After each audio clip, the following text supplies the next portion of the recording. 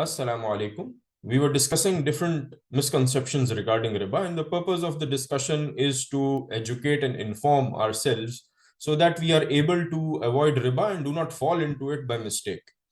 One major argument that is put forward regarding riba is that if the amount of riba is very low, or if the rate of interest is very low, then what is the harm in it? Because there is no injustice on the borrower in this case, and the borrower gets a loan which he can use it for his lawful purposes.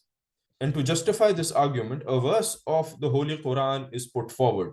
The verse is of Surah Al Imran, and the verse number is 130.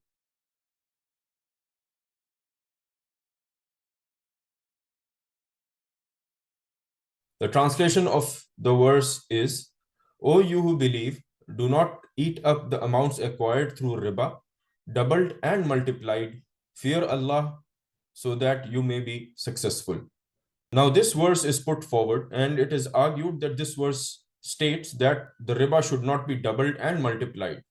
And therefore, it means that if riba is of a very low amount or low interest rate, then it is allowed.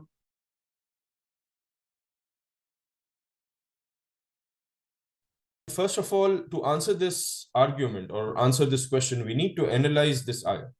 This verse was revealed at a time when certain people used to give riba-based loans, and when the borrower was not able to pay back on the due date, they used to extend the payment or maturity of the loan with the condition that the accrued riba or accrued interest will also be part of the principal, and further interest will be charged in the next cycle.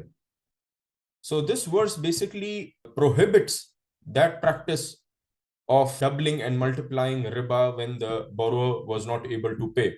But in no way this verse does not allow, or it doesn't state that the riba can be charged if the riba or interest is of a very low value or of a very low rate.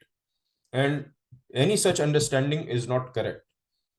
Secondly, this verse needs to be understood or needs to be read along with the other clear verses of the Holy Quran, which clearly prohibit riba, whether it is of a high amount or a low amount, or whether it is a compound interest or whether it is a simple interest.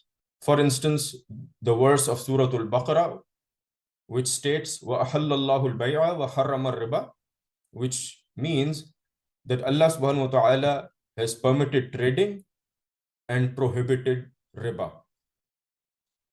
I hope this discussion was useful. Jazakallahu khair. Assalamu alaikum.